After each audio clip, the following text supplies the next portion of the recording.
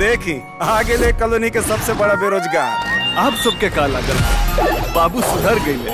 अरे ना महाराज, का सवेरे सवेरे कुछ सुने पर लगड़ बड़ा लो। चुपचाप रहिले तांगुरी कल जरूरी रहेला। उना कहल जाला कि कुत्ता के पूंछ में कितनो घी लगावल जा पर उ टेढ़ के टेढ़े रहेला।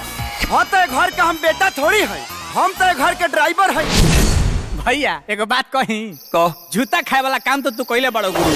हमरा ड्यूटी के कोनो न जोड़ा बा, सब कह पे असर थोड़ा थोड़ा बा। केहू कहे लजन, केहू कहे परन, केहू कहे न हट बेबी लागेलू। बोला के कराला लगा के भेसोलीन, ए जान दे हकीली न राखेलू। जैसे माई के करेजा के टुकड़ा हुए वैसे ही बाबूजी के माथा के दर्द।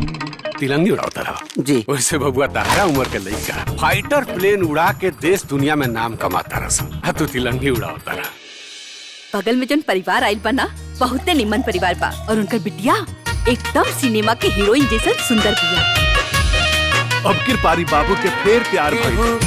दिल के केवाड़ी खट खटावता, बाकी खोलला पलगे नहीं आवता।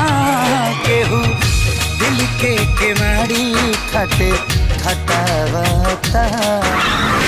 और भइल तो फिर कमाल भइल। देखा पार्टनर, दरअसल ई उम्र में सेक्स तोहरा कपार पर चढ़ गिल बा। तोहर मन तो लसपस आइए गइल बा। कैसे? दफा नंबर 302 में पढ़ले रहनी कि सांसें तेज होने लगती है। काहेला इतना भइल बड़ा पागल, ऐसन का खास बात हमरा में लागल। भौरा बनके काहे लगला तू छुए। उठावा से माथू चूए, सुना ये सहजनिया। उठावा से माथू चूए। बहुत बड़ा गुंडा पल्ले बड़े तू। हमार राम नाम सत्य करी, समझा दिए अपने बाहुबली के।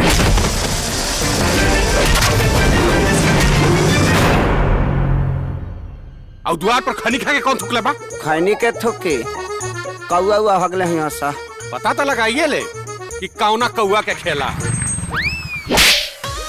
निचला में ढेर वोल्टेज बा का? कहता तोहरो वही में फंसा दी का। ठीक नहीं खे बुझात तोहर नियत, कुछ कारी बुझाता नजरिया हो। पातर पातर पानो का डंटी पातरे कमरिया हो।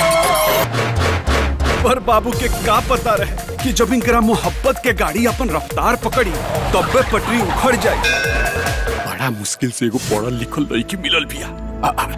ऐसे पहले कि उनकर मन बदले मंगनी तय कर देनी हो।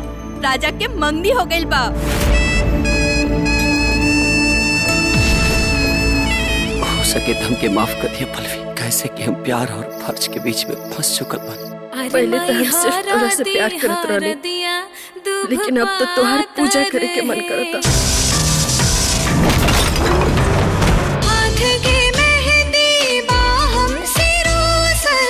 जरूरी तो नहीं है कि सबके राधा वाला ही प्यार मिले। शायद हमरा भाग्य में मीरा वाला प्यार लिखल बा।